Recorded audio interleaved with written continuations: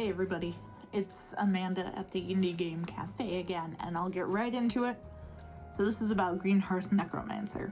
I wasn't sure what to make of it at first when I played the demo earlier this year, but when I thought about it, I had the exact same reaction when I played Glitchhikers: The Spaces Between, and that eventually became one of my favorite games ever, while Silverstring Media became one of my favorite indie studios. So this video, first off, huge thanks to Indie.io and Silverstring Media for providing me early access to Greenhearth Necromancer. In the game, you play as a young necromancer whose grandmother, who was a green witch with an incredible garden and even more incredible green thumb, leaves you her condo co-op after she passes away. There's just one problem here though. The garden is dying. It's dead. We'll get down to brass tacks. But hey, you're a necromancer, right? So who needs a green thumb when you have the skills to raise dead things, up from being dead?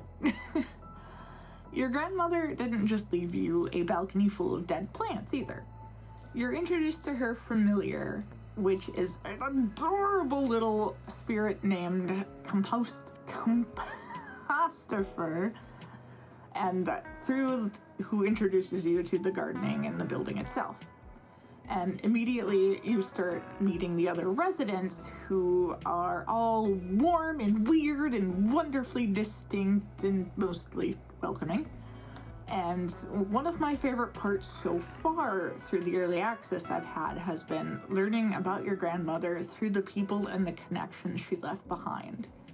And everyone in the building reacts differently to her death, and seeing how connected the group of people are in the co-op made the world surprisingly deep and feel really lived in. It adds such a small touch, but it adds this emotional weight to everything you're doing too. And despite the necromancy twist, the gardening itself is actually pretty approachable. So different plants need different amounts of sunlight and water and fertilizer, and you'll spend time pruning and harvesting materials ranging from simple wood and resin to glowing magical blooms.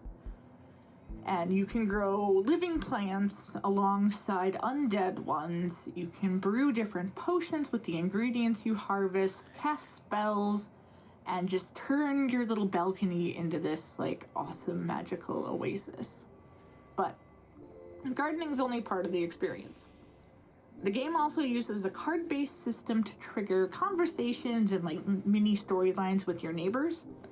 And every new interaction reveals a little bit more about the people around you and things about your grandmother that you may not have even known. And I kind of touched on it earlier, but so far every character has been charming and quirky and super memorable in their own way, including their character designs, which are really cool. And I'm looking forward to getting to know all of them better. And then another thing that I really enjoy so far is that it's designed as a semi-idler. So yeah, you can absolutely sit at your computer and manage your garden for hours. But, real life happens, right? You can alt-tab out of the game or leave it running on a second monitor, and it shifts into a focus mode, and it's damn near perfect. The art's gorgeous, it's incredibly cozy, and the soundtrack is fantastic. I would leave the game running on my second monitor while I was working on emails and social posts and other work, because it's such a nice space to just exist in.